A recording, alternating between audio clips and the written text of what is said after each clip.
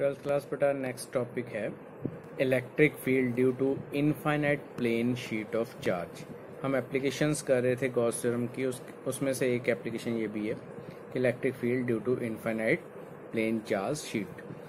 आपके पास इस तरह से एक शीट है जो कि काफ़ी बड़ी शीट है। इसके ऊपर ये यहाँ पर पॉजिटिव चार्ज है और इसकी जो चार्ज डेंसिटी है शीट के ऊपर surface charge density that is sigma.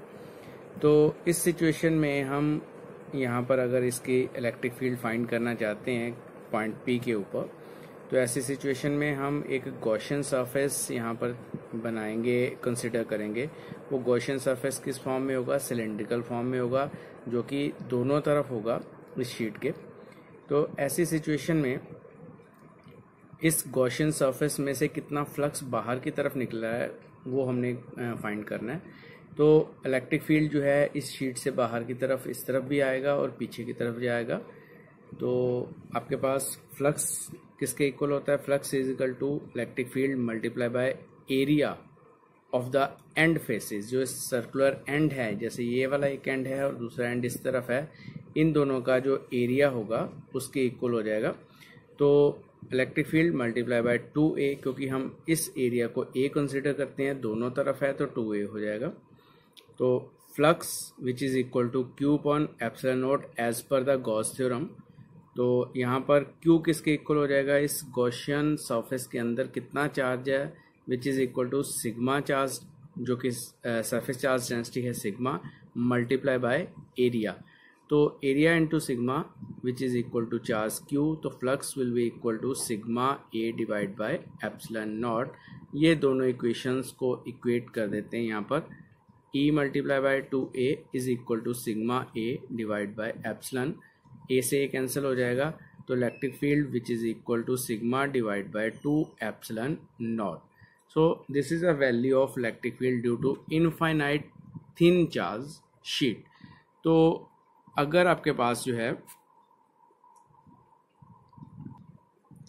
Charge sheet thin, जो शीट है आपके पास चार्ज शीट, वो थिन नहीं है, थिक है, तो ऐसी सिचुएशन में आपके पास जो यहाँ पर वैल्यू आएगी चार्ज की वैल्यू, हमने वहाँ पर sigma A divide by epsilon not किया था।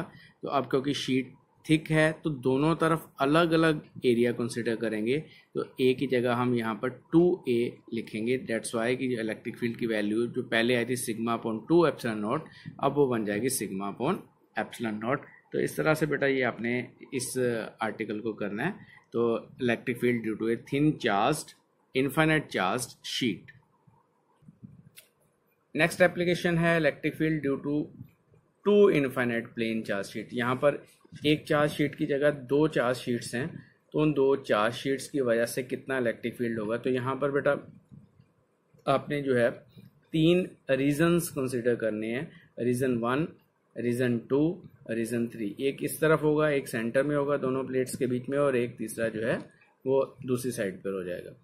तो आपने तीनों रीजन्स में से अगर आप फर्स्ट रीजन की बात करते जो इस साइड पर है, वहाँ पर इलेक्ट्रिक फील्ड की वैल्यू कितनी है, तो हम अपनी तरफ से एक डायरेक्शन को पॉजिटिव मान लेते हैं, एक को नेगेटिव मान लेते हैं। तो हम सपोज कर लेते हैं जो आगे की तरफ इलेक्ट्रिक फील्ड है डेट इज पॉजिटिव, और जो पीछे की तरफ चल रहा है पीछे की डायरेक्शन में होगा उसको नेगेटिव मान लेंगे। तो यहाँ पर इस साइड पर A शीट की वजह से भी इलेक्ट्रिक फील्ड आ रहा है, B शीट की वजह से भी इलेक्ट्रिक फील्ड आ रहा है। तो A शीट का इलेक्ट्रिक फील्ड किसके इक्वल होगा? Minus sigma A divide by 2 epsilon not. और दूसरी तरफ आपके पास जो आ रहा है B शीट का, वो भी है minus sigma B divide by 2 epsilon naught. Sigma A surface charge density first sheet की है और sigma B surface charge density second sheet की है। तो -1/2 एप्सिलॉन नॉट कॉमन निकल जाएगा, sigma A plus sigma B। This is the electric field in the region 1। अगर reason 2 की बात करते हो तो A की वजह से इलेक्ट्रिक फील्ड जो होगा इस तरफ पॉजिटिव हो जाएगा और B का इलेक्ट्रिक फील्ड इस तरफ नेगेटिव होगा। तो डेट्स वाई कि यहाँ पर आपके पास A वाली टर्म पॉजिटिव रहेगी, B वाली नेगेटिव। तो 1/2 epsilon naught sigma A minus sigma B। तो यहाँ पर इलेक्ट्रिक फील्ड सेंटर में बीच की जो दोनों शीट्स के बीच का जो एरिया होगा वहाँ पर ये वैल्यू आएगी। उसके बाद थर्ड आपके पास जो रीज़न है वहाँ पर दोनों ही इलेक्ट्रिक फील्ड जो है वो आगे की तरफ होंगे तो पॉजिटिव होंगे। तो यहाँ पर sigma upon 2 epsilon naught plus sigma B upon 2 epsilon naught 1/2 epsilon naught common निकल जाएगा, तो sigma A plus sigma B. यहाँ पर एक स्पेशल केस है कि अगर सिग्मा ए और सिग्मा बी दोनों ही इक्वल हो जाएं, तो आपके पास पहले जो केस कंसिडर किया sigma A is equal to sigma and sigma B is equal to minus sigma.